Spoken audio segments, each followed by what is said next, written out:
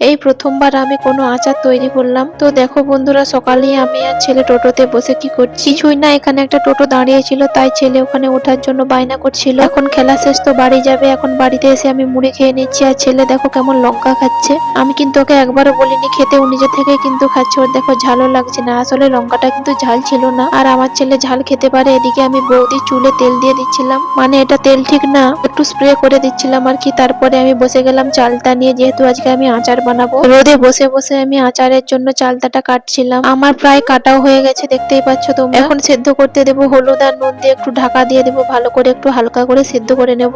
আর মা এদিকে উনুনে রান্না করছে, ভাত হচ্ছে আর মাংস হবে। আমার তো চালতাটা সেদ্ধ হয়ে গেছে, তারপরে আমি শিল নোড়াতে একটু ছেঁচে নিচ্ছি, যাতে একটু নরম হয়, আর ওর মধ্যে যাতে একটু চিনি মানে মিষ্টি ঢুকে আর কি, খেতে তাহলে অনেকটাই সুস্বাদু হবে। তাই আমার দেখো করা হয়েও গেছে, এবারে আমি করব আচারটা তৈরি। তেল গরম হয়ে গেছে, এখন আমি লঙ্কা দিয়ে দিয়েছি, তারপরে দেব পাঁচফোড়ন, জিরে, তেজপাতা সবকিছু দিয়ে দিয়েছি। এখন একটু হালকা করে নেড়ে চিনি দিয়ে দেব। চিনিটা অনেকটা পরিমাণে দিতে হবে, কারণ মিষ্টি না হলে আচারটা খেতে একদমই ভালো হবে না।